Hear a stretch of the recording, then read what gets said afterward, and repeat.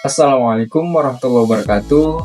Perkenalkan, nama saya Muhammad Azmi dengan NIM 612012300036, kelas RA1 Program Studi Manajemen, semester 3 Fakultas Ekonomi dan Bisnis Universitas Primagraha. Video ini saya buat untuk memenuhi syarat penilaian ujian tengah semester pada mata kuliah Komunikasi Bisnis bersama dengan dosen pengampu Bapak Muhammad Teguh Setiadi, SE, MM, CTMP, CMC, CPGAM, CPLN, CIB. Saya akan mengulas materi komunikasi bisnis dari awal perkuliahan semester 3 sampai dengan menjelang UTS saat ini. Baiklah, langsung saja kita ke videonya. Di sebuah mall yang ramai, Rina menerima pesan dari sahabatnya, "Dika, aku sudah di sini," tulis Dika. Rina yang sedang berbelanja langsung bergegas menuju lokasi yang dimaksud. Namun, setelah beberapa menit mencari, Dika tak kunjung terlihat. Dengan penuh kebingungan, Rina membalas pesan, "Di mana kamu? Aku sudah di sini." Dika yang ternyata sedang berada di mall yang berbeda baru menyadari kesalahpahaman itu. "Aku di mall yang lain," balasnya. Rina pun tertawa geli. Mereka berdua lalu sepakat untuk bertemu di kafe terdekat dengan cerita lucu tentang bagaimana mereka hampir terjebak dalam kesalahpahaman yang konyol. Satu pesan sederhana telah mengubah hari mereka menjadi penuh tawa dan kejutan. Ingat, komunikasi yang jelas. Nah, apa itu komunikasi bisnis? Komunikasi bisnis adalah proses pertukaran informasi, ide, atau pesan yang dilakukan dalam konteks bisnis atau organisasi untuk mencapai tujuan tertentu. Nah, tujuan utama komunikasi bisnis ialah memastikan kelancaran operasi, pengambilan keputusan, serta hubungan internal maupun eksternal yang efektif bagi suatu organisasi atau perusahaan. Nah, ada juga pengertian komunikasi bisnis menurut para ahli, yaitu yang pertama dari Philip Kotler. Pengertian komunikasi bisnis menurut Philip Kotler adalah suatu kegiatan manusia yang ditujukan untuk memuaskan kebutuhan dan keinginan melalui proses pertukaran. Nah, yang kedua ada dari Rosenbold. Pengertian komunikasi bisnis menurut Rosenbold adalah suatu tindakan pertukaran informasi, ide, atau opini, instruksi, dan sebagainya yang dikemukakan baik secara personal maupun non-personal melalui simbol dan tanda guna mencapai tujuan perusahaan. Nah, itu kedua perspektif komunikasi bisnis menurut para ahli. Selanjutnya ialah fungsi komunikasi bisnis. Terdapat dua fungsi komunikasi bisnis, yakni yang pertama, memberi informasi. Informasi sangat penting dan diperlukan pimpinan dan anggota organisasi untuk menyelesaikan setiap tugas mereka. Informasi itu juga dimanfaatkan sebagai usaha organisasi untuk mencapai tujuan. Nah, yang kedua, pengendalian. Komunikasi bisnis mempunyai fungsi untuk mengatur dan mengendalikan organisasi. Komunikasi bisnis ini bisa dalam bentuk prosedur, perintah, peraturan, dan laporan. Nah, yang ketiga ialah memberi persuasif. Dengan komunikasi, maka menjadikan mudah untuk mengajak, mengikuti, atau melaksanakan ide atau gagasan atau tugas. Persuasi yang diberikan pada pihak lain supaya bisa dipahami dengan baik. Hal ini biasa dijalankan terutama ketika berhubungan dengan penegasan konfirmasi pesanan pelanggan. Yang keempat, integratif. Integratif mempunyai fungsi menjadikan organisasi atau perusahaan berjalan dengan utuh dan terpadu, yang juga di dalamnya fungsi koordinasi dan penjadwalan kegiatan, menetapkan saluran informasi dan otoritas, dan juga menarik dan melatih setiap karyawan untuk berkomunikasi. Nah, selanjutnya, manfaat komunikasi bagi perusahaan yang efektif menjadi kekuatan perusahaan dalam membangun hubungan dengan para pemangku kepentingan. Komunikasi bisnis yang efektif juga secara tidak langsung membawa manfaat besar dalam bisnis. Ada poin yang pertama, yaitu keputusan dapat diambil sesuai target.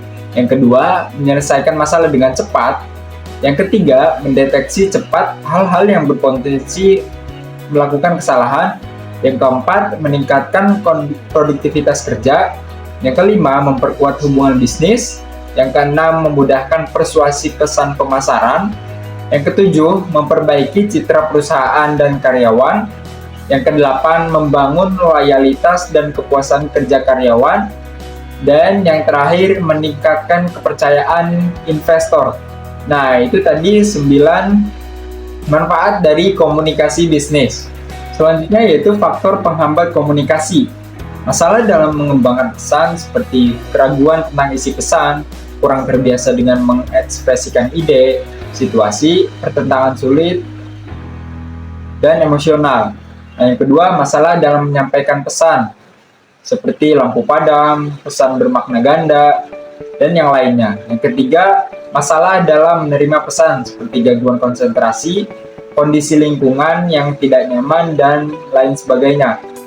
Yang selanjutnya, masalah dalam menafsirkan pesan seperti perbedaan latar belakang, bahasa, dan reaksi emosional dari penerima pesan atau penyampaian pesan. Nah, itu tadi faktor penghambat dari komunikasi bisnis. Nah, materi selanjutnya ialah penyebab kesalahpahaman dalam komunikasi bisnis. Nah, ada beberapa faktor yang menyebabkan kesalahpahaman dalam komunikasi bisnis. Yang pertama, pesan berantai. Yang kedua, gangguan fisik seperti hambatan fisik yang mengganggu proses penyampaian pesan. Yang ketiga, pesan bermakna ganda, yaitu pesan yang memiliki lebih dari satu makna. Yang keempat, saluran komunikasi yang tidak tepat. Yang kelima, yaitu kurang memperhatikan pesan. Kurangnya konsentrasi saat menerima pesan itu menjadi hambatan. Yang selanjutnya, komunikasi yang tidak etis, yaitu tidak mengindahkan etika komunikasi bisnis. Nah, selanjutnya, informasi yang membludak, itu terlalu banyak informasi yang tidak diproses menyebabkan kesalahpahaman. Dan juga yang terakhir, kesalahpahaman dalam menafsirkan pesan, seperti penyampai pesan tidak mengungkapkan secara detail dari informasi yang disampaikan kepada pengirimnya. Itu tadi kesalahpahaman dalam komunikasi bisnis yang sering terjadi atau mengalami di suatu organisasi atau perusahaan. Selanjutnya ialah strategi pengelolaan komunikasi bisnis, yaitu yang pertama, pelatihan komunikasi. Mengadakan pelatihan untuk meningkatkan keterampilan komunikasi karyawan dapat mengoptimalkan cara mereka berinteraksi. Yang kedua, penggunaan teknologi. Memanfaatkan berbagai platform komunikasi digital untuk mendukung komunikasi yang lebih cepat dan efisien. Yang ketiga, umpan balik yang konstruktif.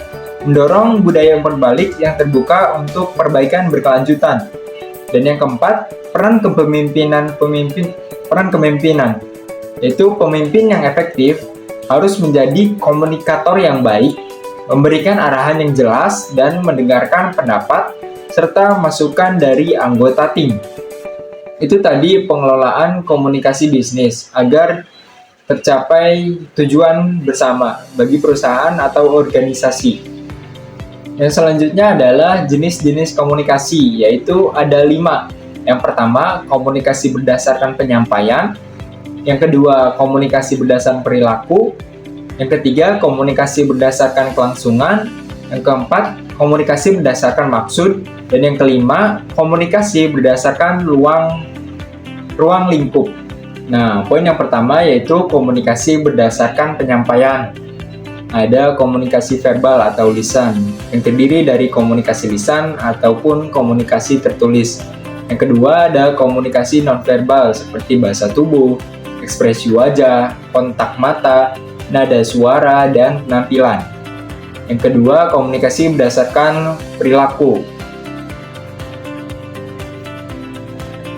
Berdasarkan karakteristik dan cara penyampaiannya yaitu perilaku spontan, perilaku scripted, perilaku contrived, dan yang lainnya. Faktor-faktor yang mempengaruhi perilaku komunikasi yaitu ada motivasi, lingkungan sosial, dan juga kebutuhan manusia. Yang ketiga, komunikasi berdasarkan kelangsungannya.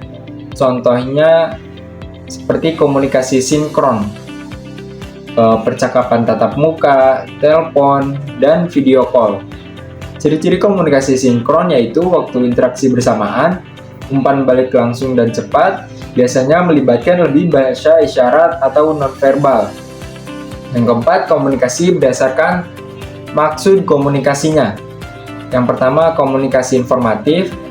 Komunikasi informatif bertujuan untuk menyampaikan informasi atau fakta-fakta kepada penerima. Ciri-ciri komunikasi informatif yaitu berdasarkan fakta, tidak mengandung persuasi, dan bersifat objektif dan netral. Yang kedua, komunikasi persuasif. Ciri-ciri komunikasi persuasif ada 5, yaitu mengandung opini atau argumen, menggunakan teknik persuasi, berorientasi pada hasil, dan yang lainnya. Contoh komunikasi persuasif ialah iklan, pidato politik, dan kampanye sosial. Selanjutnya ialah komunikasi instruktif. Ciri-ciri komunikasi instruktif adalah berisi arahan atau perintah, berstruktur jelas, bersifat one way, dan yang lainnya. Contoh komunikasi instruksif adalah instruksi kerja, prosedur keselamatan, dan juga panduan belajar. Selanjutnya ialah komunikasi ekspresif. Ciri-ciri komunikasi ekspresif seperti mengandung emosi, tidak berfokus pada pengaruh, sifatnya spontan, dan juga contoh komunikasi ekspresif adalah curahan hati, seni dan sastra, dan juga berbagi pengalaman. Yang terakhir yaitu komunikasi berdasarkan ruang lingkupnya. Ada komunikasi internal dan eksternal. Komunikasi internal adalah komunikasi yang terjadi di dalam suatu organisasi atau kelompok. Sedangkan komunikasi eksternal adalah komunikasi yang terjadi antara organisasi dan pihak luar seperti pelanggan, pemasok, pemerintah, media, dan masyarakat umum. Dan yang ketiga, komunikasi antar budaya. Komunikasi antar budaya terjadi ketika individu dari latar belakang budaya yang berbeda berinteraksi satu sama lain.